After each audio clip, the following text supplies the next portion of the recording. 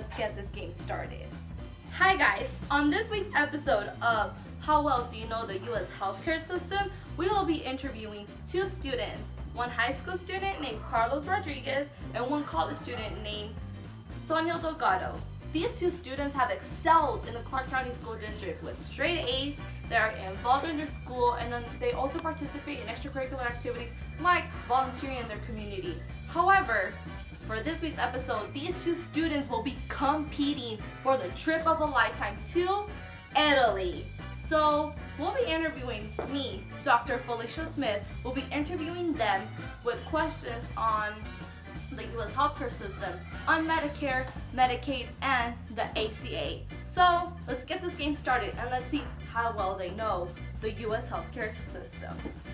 So before we get this game started, I want to go ahead and ask the two participants the way in which their culture has affected the way in which they view the biomedical system, how many times they go see the doctor, and if they rely more on the biomedical system or on home remedies. To start off, what's your name? My name is Sonia. And what's your name? Carlos. Where do you go to school at? Cheyenne High School. Cool. And I am a student at UNLV. What are you studying? I am a communications major and I am minoring in couples and family therapy. Cool. How do you like it? It has been an interesting ride. I'm so grateful that I have really enjoyed my degree and everything about it. So I'm really grateful that I haven't had the need to switch majors. That's awesome. I've had to switch majors a lot. What are you accomplishing in high school right now? Are you involved? What's going on? I am both involved in student council and Key Club, and last year I participated in junior varsity volleyball. Cool. As you can see, these students are very involved. They're very educationally and academically involved in the system. They have good grades.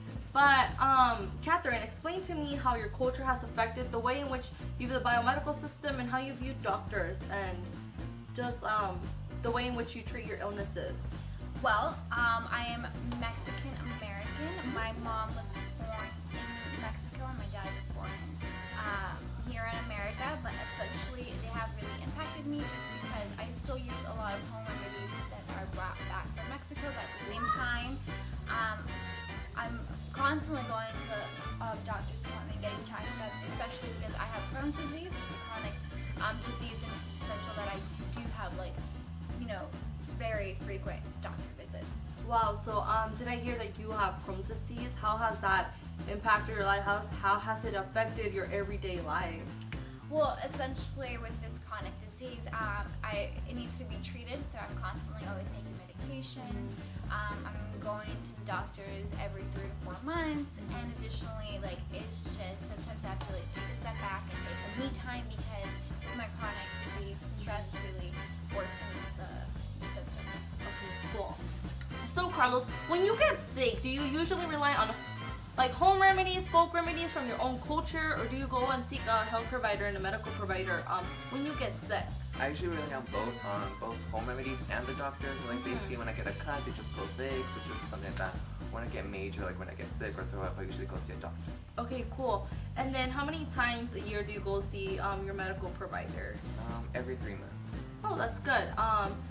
So yeah, now that we have heard a little bit more from both of them and we have a perspective from both of them, we're gonna go ahead and start these games to see who will win the trip of a lifetime to Italy. I'm so excited. Woo! Italy. Question 1.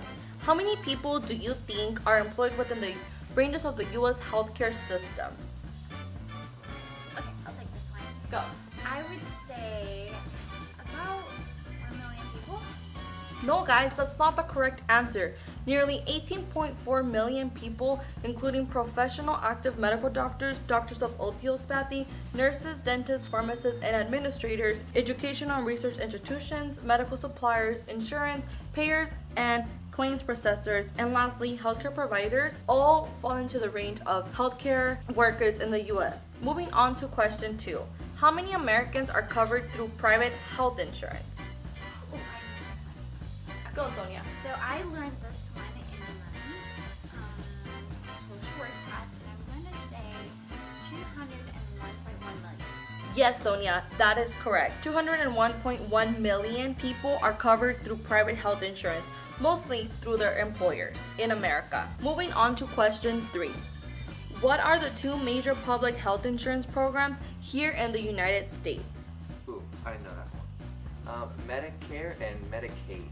Yes, Carlos, that is correct. Medicare and Medicaid are the two largest public safety nets and public health insurances here in the United States. Moving on to question 4. Approximately how many people are covered through Medicare and Medicaid? Oh, I was in this one. I'm really good with numbers. I would have to say 103.1 million people. Yes, Sonia, that is correct. 103.1 million people are covered through Medicare and Medicaid in the United States. Question 5. What is the dominant healthcare delivery system in the U.S. today? I would want to say it's managed care. Yes, Sonia, that is correct. A point for you. It is managed care. Managed care seeks to achieve efficiency by integrating the basic functions of healthcare delivery, and it employs tools to control the use and cost of medical services. Moving on to question 6. How many hospitals are in the U.S. as of today? Ooh, I know that one. I learned it in my whole class. 5,534. Yes, Carlos, that is correct. 5,534 hospitals are in the U.S. according to the 2016 American Hospital Association. Question number 7. Do you know what the real definition of a hospital is and what exactly makes up a hospital? Okay. I would want to say 6 beds. Yes, Sonia, that is correct. A hospital is considered to be a hospital if it has at least 6 beds. Moving on to question 8. How many types of hospitals exist in the U.S.? I think it's 30 types. Incorrect. I think I can take a chance. 12 types of hospitals? Yes, Carlos, that is correct. 12 types of hospitals exist in the U.S. We have community, public, private nonprofit, private for-profit, general specialty, psychiatric, rehabilitation, children, rural, teaching, and osteopathic hospitals. Moving on to question 9. Is a hospital required to be licensed? Go, Sonia. Girl, yes. It does have to be licensed. Yes, Sonia, that is correct. A hospital is required to be licensed. It is legally required to have a license from the state it operates. Also, certification by the federal government gives a hospital the authority to participate in the Medicare and Medicaid systems. Question 10. We're almost there, guys. What are the top 5 states with the most hospitals? That's a good chance. Nevada, New York, Illinois, Texas, and Montana. Incorrect. Okay. I'm going to give this one a shot. I want to say Texas is for one. I know that for sure. Florida is a pretty big state. Illinois, California, 100%. And I want to say between Pennsylvania and New York. I'm going to go for Pennsylvania. Yes, Sonia, that is correct. The top 5 states with the most hospitals are Texas, Florida, California, Pennsylvania, and Illinois. Moving on to question 11. How many hospitals are in Nevada? Go ahead. I learned this in my GSA Accounting class. I want to say 45 hospitals. Wow, Sonia, you're on a roll. That is correct. 45 hospitals are in Nevada, which is a pretty low percentage since we only operate from 0.813% of the total American percentage of U.S. hospitals. Moving on to question 12. Who lives longer, men or women?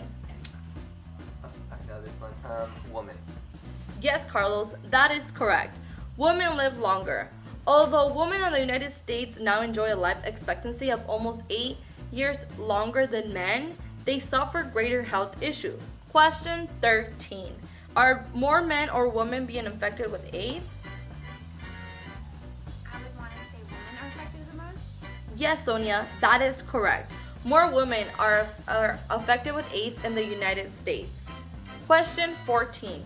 Even though both men and women suffer from mental illness, who do you think suffers the most? You can go. Okay. Definitely woman. Yes, Sonia, that is correct. Women do suffer the most from health illness. Anxiety disorders and major depression affect twice as many women than as it does with men. Question 15. 5 more questions left, guys. Do you think that the younger or older population is insured? I'll take this one as well. I want to say the younger population. Yes, Sonia, that is correct. Young people tend to be uninsured within the ages of 25 to 40 because most of the elderly people are covered through Medicare. Question 16. How many homeless people do you think sleep each night without a roof here in the United States?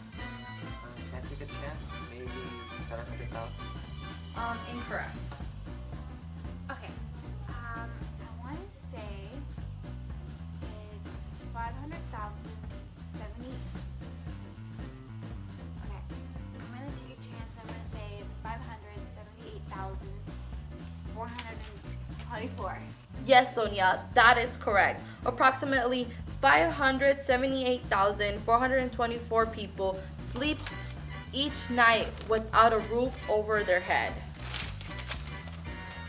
Question number 17. Do you think that the U.S. spends a lot of money on healthcare? What do you think? Girl, yes. A lot of money on healthcare. Too much. Yes, Sonia, that's correct. The U.S. spends an absurd amount of money on healthcare and medical services than any other developed country in the world. However, despite the fact that we spend such a high percentage of our national economic output in 2012, many U.S. residents still have limited access to even the most basic healthcare needs. Question 18. What is Medicaid? Okay. I often get confused with Medicare and Medicaid, but Medicaid is public health insurance that aids low-income adults, elderly, and the disabled. Yes, I want to say that. Yes, Sonia, correct. Medicaid is the third largest source of health insurance, covering approximately 17.3% of the U.S. population, low-income adults, elderly, and individuals with disabilities. It's basically a federal state health insurance program. Question 19. 2 more questions left. Who will take them? Question 19 states, what is Medicare? I know this one. Medicare is public health insurance that aids the elderly 65 and older of age.